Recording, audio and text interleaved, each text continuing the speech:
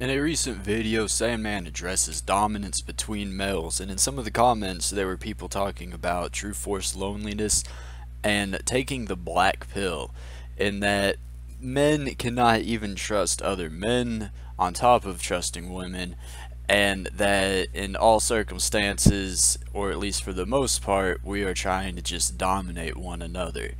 Now, this is an issue that occurs rather often, and there are manners to guard against it and choices to be made.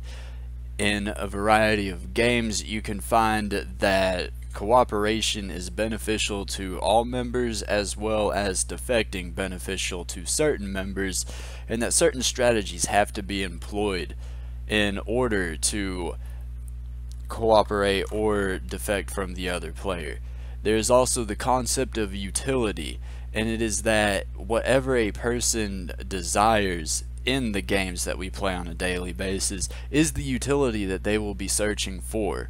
So one thing to consider whenever looking for a person to work with or cooperate with is what the utility that they desire from a situation is.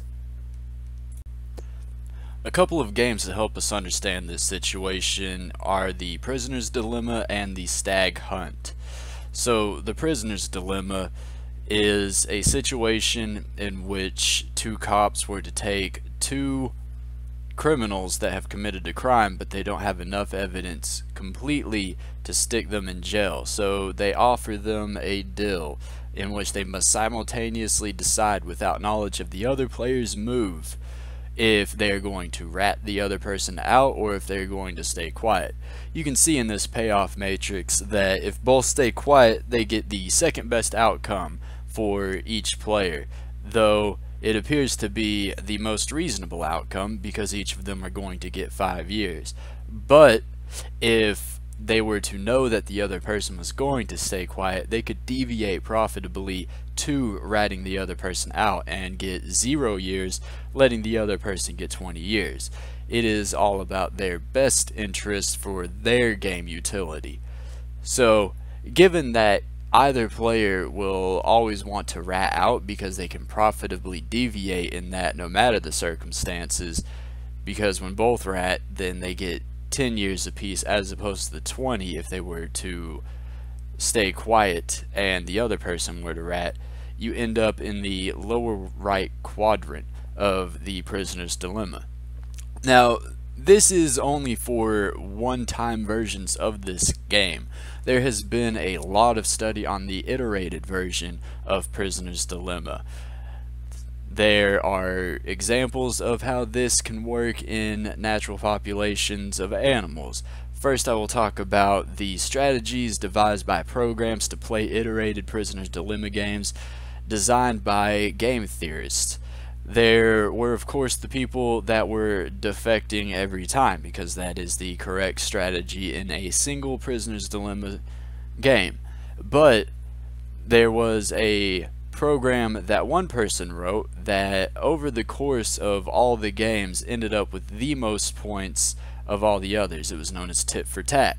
In tit for tat, the player would start out with cooperation and then immediately play what was played by the opponent in the previous game, so that if the opponent were to cooperate in the previous game, they would both cooperate.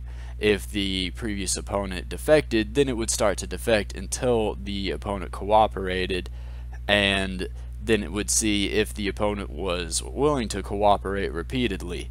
If it was not, then it would return back to defecting. Now, there are some fish populations, I can't specifically remember the name of them, but whenever they perceive that there is a large body coming towards them, and they do not know if it is a predator or some random creature of a great size, they will send out a small group of fish closest to it to inspect the situation. This is so that they can know for sure if it is a predator or not. Now, these fish are essentially playing a iterated Prisoner's Dilemma, the ones that are going out as scouts. Each one of these fish will be better off if they just kind of swim away and don't go and check it out, but get the information granted by the fish that did go and check it out. But if the fish go and check it out by themselves without other fish there, then they are essentially guaranteed to be eaten if it is a predator. If they all go and check it out, as the predator approaches, they can spread out and attempt to run away. Similar to how you see racers and street racers, they all just take off and, you know, whatever, one of us will get caught, but it'll be hard for them to catch us all. So that the fish that do not get eaten can then go back, and the chance thus is, on contact with the potential predator, less likely that they will be eaten. So they did an experiment with these fish in which they would put one into a tank and trigger the instinctual desire to go and check it out with a small group of the fish. They put a mirror that showed the reflection of the fish as getting further away as it approached the point. Now, as the fish were to go closer and see the other fish swimming separately, then it would also turn around because it had the option to begin defecting before the actual point of contact with the predator.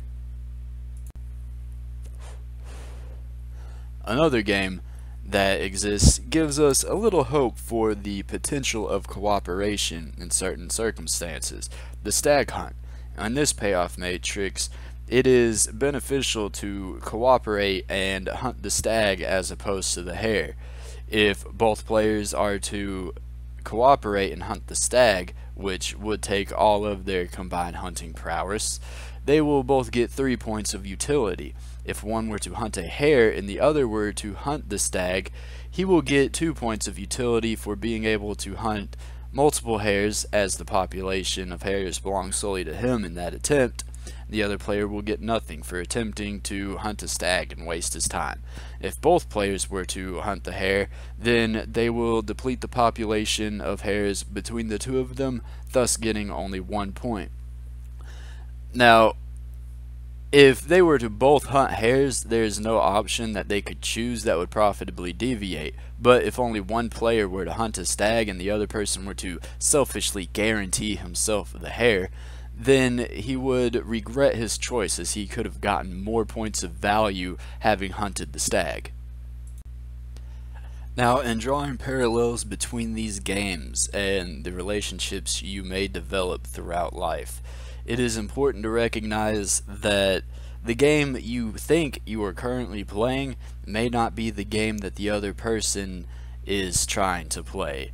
Now, a similar situation to a stag hunt could be trying to start up a business in which you and one other person have to work together in order to make the business function completely, but either one of you could spend more of that time going and working a job, causing the business to fail, thus taking a lower amount of money, but it is guaranteed because you do not know if the other person is willing to hunt the business.